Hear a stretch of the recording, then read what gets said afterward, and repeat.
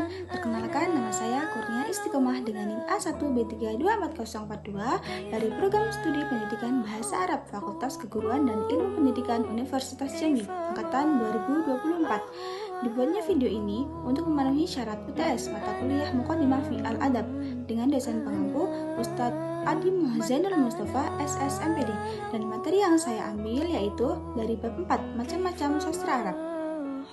Kita akan membahas tentang macam-macam sastra Arab.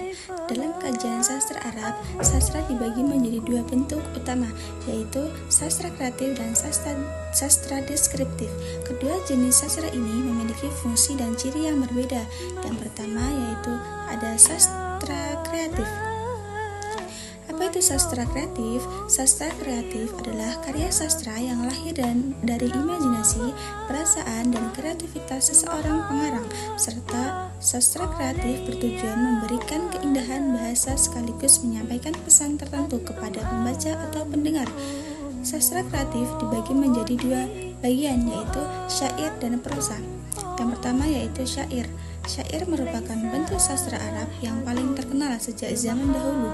Syair disusun dengan bahasa yang indah serta memiliki irama dan sajak tertentu. Dalam masyarakat Arab, syair digunakan untuk menyampaikan perasaan, pujian, semangat, perjuangan, bahkan kritik sosial. Ciri-ciri syair yaitu yang pertama memiliki irama dan sajak, yang kedua menggunakan bahasa yang indah, yang ketiga menggunakan imajinasi dan perasaan, yang ketiga yaitu disusun dalam bait-bait. Contoh tema syair yaitu ada cinta, keagamaan, kepahlawanan, dan keindahan sosial, kehidupan sosial. Syair memiliki peran penting dalam budaya Arab karena memiliki media ekspresi masyarakat sejak masa jahiliyah hingga masa modern pada saat ini. Yang kedua yaitu ada prosa. Prosa adalah karya sastra yang tidak terkait oleh irama dan sajak.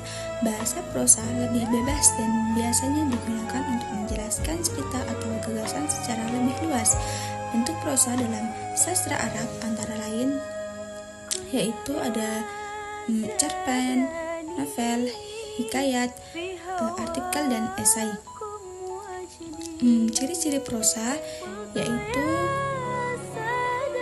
yang pertama yaitu bahasa lebih bebas, tidak memiliki pola irama tertentu, isi lebih panjang dan rinci, mudah dipahami. Melalui prosa, penulis dapat menggambarkan kehidupan masyarakat, pendidikan, budaya, dan persoalan sosial dengan lebih jelas dan mendalam. Yang kedua yaitu ada sastra deskriptif. Apa itu sastra deskriptif? Sastra deskriptif adalah karya sastra yang bertujuan memberikan penjelasan, gambaran, atau keterangan terhadap suatu hal. Sastra ini lebih menekankan pada penjelasan dan informasi dibandingkan imajinasi. Sastra deskriptif dibagi menjadi beberapa bentuk, diantaranya yaitu ada kritik sastra. Kritik sastra adalah pembahasan atau penilaian terhadap suatu karya sastra. Kritik sastra bertujuan mengetahui kelebihan dan kekurangan sebuah karya.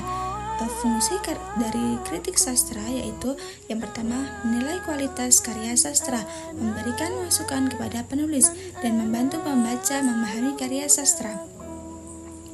Yang selanjutnya yaitu ada sejarah sastra. Sejarah sastra membahas perkembangan sastra dari masa ke masa. Dalam sejarah sastra, Arab dijelaskan bagaimana perkembangan sastra pada masa jahiliyah Islam, Abbasiyah hingga modern. Fungsi sejarah sastra yaitu mengetahui perkembangan sastra Arab, memahami latar belakang munculnya karya sastra, dan mengetahui tokoh-tokoh sastra pada setiap masa. Sekian video dari saya akhiri. Wassalamualaikum warahmatullahi wabarakatuh. Bye.